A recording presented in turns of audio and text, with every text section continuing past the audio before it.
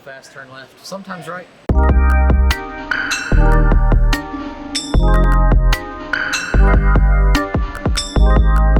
IndyCar on the water. Most of the times we're turning left, but we've got a couple courses where we actually make a right-hander and do a little S-curve and stuff of the sort. The class we race in America, we typically have about 20 to 25 boats at each race. We actually break it up during the weekend, and on Saturday and the first part of Sunday we'll race in 2 heats. Group A will be about 10 to 12 boats, Group B will be about 10 to 12 boats, and then in the final everybody goes in the position they qualified through the qualifying races. Everybody starts off the dock at a dead start. Your foot's to the floor at wide open throttle, you hit the start button, and everybody takes off and makes the first turn as fast as they can. Plenty of wreckage in the first turn a lot of times. You could say there's pretty much a wreck in the first turn at just about every race. Not always, but you know, just about every race somebody ends up getting a little too far one way or the other and finds somebody else. Yeah, I've done my fair share of wrecking myself. I learned the hard way how to be fast, and that's to find the edge, and that involves wrecking. That's a Hoffman F1 boat. It's 100% carbon fiber. Every bit of it is epoxy infusion. They lay the carbon fiber into a mold and actually put it under a vacuum and infuse the epoxy into the boat. So it turns out to make a boat really light. Once everything's rigged and we put a motor on it and everything else, we actually have a minimum weight at the end of a race. So the driver and whatever fuel's left over, we have to weigh at least 1,175 pounds.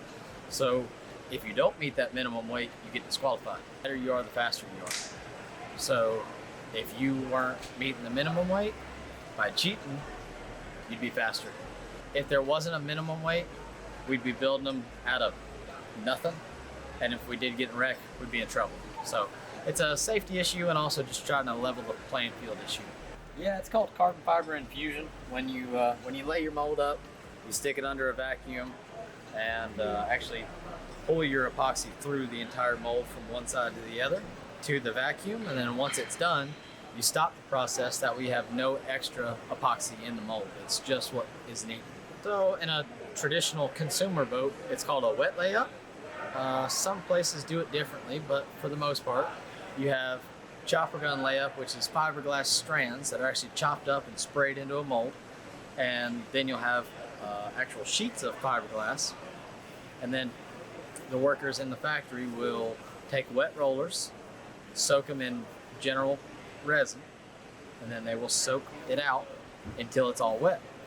You end up with a lot of excess resin, so in a race boat that wouldn't be a very good application, but in a consumer boat it's a good way to build a boat. It's efficient, it's fast, and you make sure you don't have any dry fiberglass. Still running ancient technology really in steering. It's just called cable steering, and the reason we do that is with cable steering you have instant and direct feedback, and anything that the boat does, the propeller does, or the motor does, you can feel it the very millisecond that it happens, so that you can react to something bad that's happening or try and make something good happen in a fast way.